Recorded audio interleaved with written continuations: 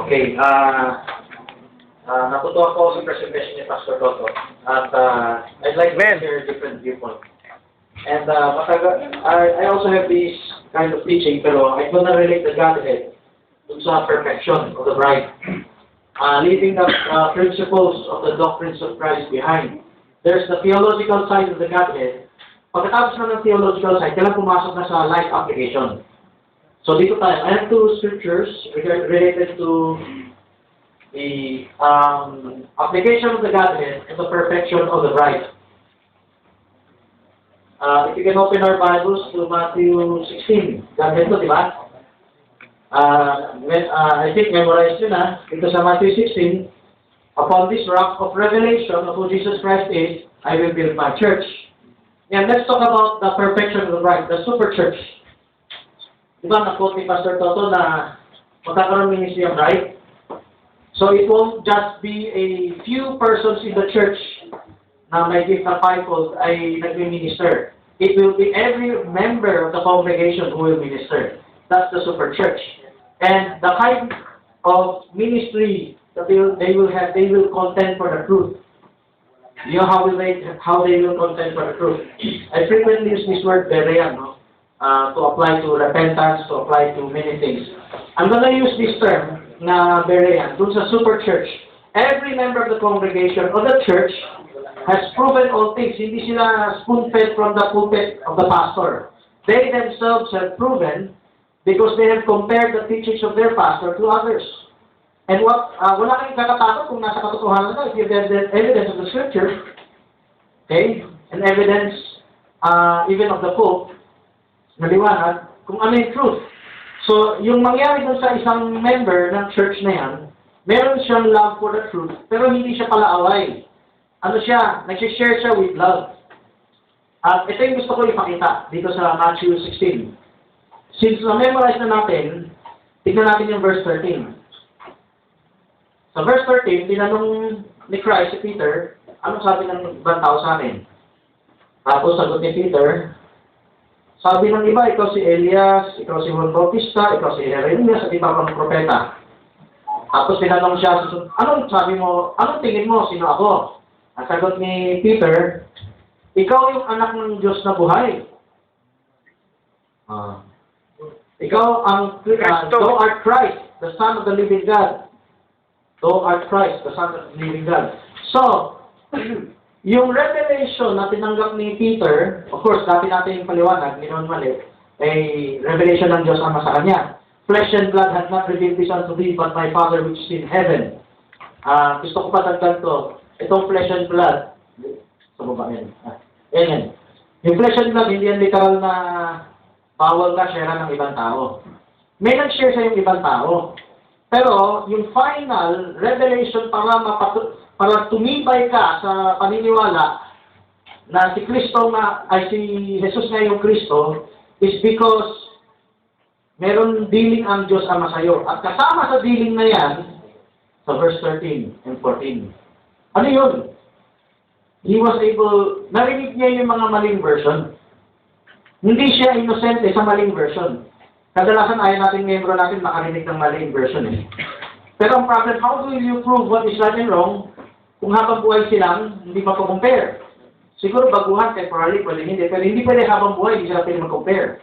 So dito, Godhead. The Godhead, related sa Godhead, ito yung revelation of Jesus Christ. May kinalaman how Peter received that revelation. Let's go to Philippians.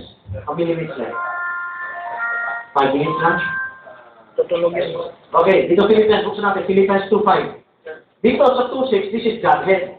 Philippians 2.6, memorize nyo na siguro yan. Who being in the form of God, thought it not robbery to be equal with God. Godhead yan. Amen ba kayo? Amen. Godhead yan? Amen. Okay. Hindi nyo napansin, kaakibat ng verse na yan, yung may kinalaman sa bride na maging super church. Verse 5. Alam ko, verse 5 yun. Verse 6 muna Godhead. 6, pababa, Godhead yun. Pero at last tayo, verse 5. Ngayon, sa verse 6, who being in the form of God, thought it not robbery to be God. How did that verse came about? It came from verse 5. Who, let this mind be in you. Let this mind be in you. Anong mind? Yung mind ni Christ na nasa verse 6. Iniisip din ni Christ na nasa verse 6. Iniisip ba ni Christ siya yung Diyos Anak? Iniisip ba ni Christ siya yung Diyos Ama? Kung yan ang iniisip ni Christ, hindi dapat natin isipin. Pero if you have the right understanding of the Godhead, which is like kung ng theological side, then papasok na yung God in the bride. Paano? Tamang understanding, hindi mo pwede isipin ikaw yung Diyos Ama, Diyos Anak. Pwede mo isipin, ikaw ay anak ng Diyos, pinahiran ng Diyos. Amen? Yan ang pwede isipin. I myself can do nothing but Christ who lives in me. Ganun din si Christ. I myself can do nothing but God that lives in me. So, ganito dito sa Godhead. Sa verse 5, kung anong iniisip ni Christ, yan din ang iisipin mo. Sa verse 5, let this mind be in you, which was also in Christ Jesus. Ano iniisip ni Christ? Siya ba'y anak ng Diyos na pinahiran lang ng Diyos? Kaya siya may form of God? Kaya na, he thought it not robbery to be equal with God? O iniisip niya siya yung Diyos Ama, nag-a-acting lang siya. Nag-a-acting lang siya na mapagpakumbaba, nag-a-acting lang siya na helpless. O siya yung Diyos Anak. So, kung nakuha may tamang natin theologically, verse 6, then pag akit mo ng verse 5, verse 4, verse 3, verse 2, verse 1, makikita niyo na yung application sa bride sa verse 1. Akit tayo. O dito na tayo sa verse 4, paatras tayo. Verse 4. Look not every man to his own things, but every man also on things of others. Magkakaroon ng pagbabago sa iyo dapat na hindi mo na iniisip yung pansarili mo, iniisip mo na yung kapakanan ng iba. Amen. Hindi ba kung misunderstood ka ng iba, o napagkamalang ka ng iba, o sinira ka ng iba, basta mahalin mo pa rin yung taong nagkakasala sa iyo. Yan yung dating, na sinasabi ni Pastor Toto. Dating in the bride. Because if, wala niya sa word to share. May dual nature, yung humanity and the deity of Christ. Yung deity of Christ, yung galing sa Father. Yung humanity, yung kanyang sariling nature na trinate na Diyos sa kanya as Son. Yung nature niya, yan yung nature ng humility. Yan yung nature na Romans 8:26. Tinuturuan tayo paano manalangin. It's the part of Christ. That's the part of the Holy Spirit. Yung Christ na yung humanity side niya. Nawala na. Okay.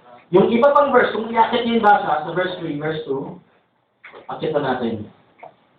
Let nothing be done through strife or vainglory, but in lowliness of mind, let each esteem others better than themselves. Tagos-tagosan yan mula hanggang 6, 7, 8. Yung humility ni Christ, tayo magpamanifesto. Isipin mo, si Christ, nasa kanya na ng Diyos, equal, ikaw, wala pa tayo sa kapiting, siguro kapangyarihan tinanggap niya.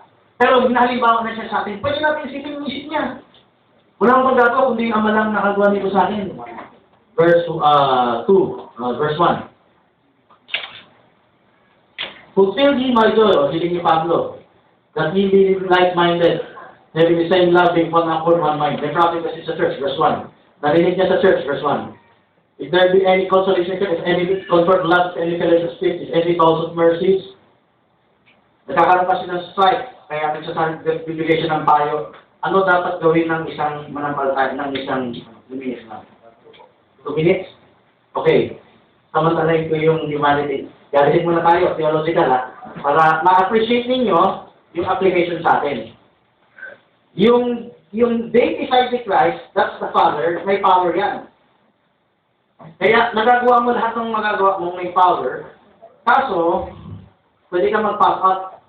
May binigyan talaga ng power, 70, nag-pass out sila. Ito ang nawawala, yung humanity Christ. Alam niyo ba doon sa oneness sa Trinity na nangyari? Nawala yung humanity, naging drama palakas eh. Ang humanity si Christ, dito papasok yung humility. Itong humanity, nagaling sa anak, within the body of the Son, dwells to this spirit nature. O sige. At dito yung humility, Romans 8. Ayan. Okay. Salamat po. Okay.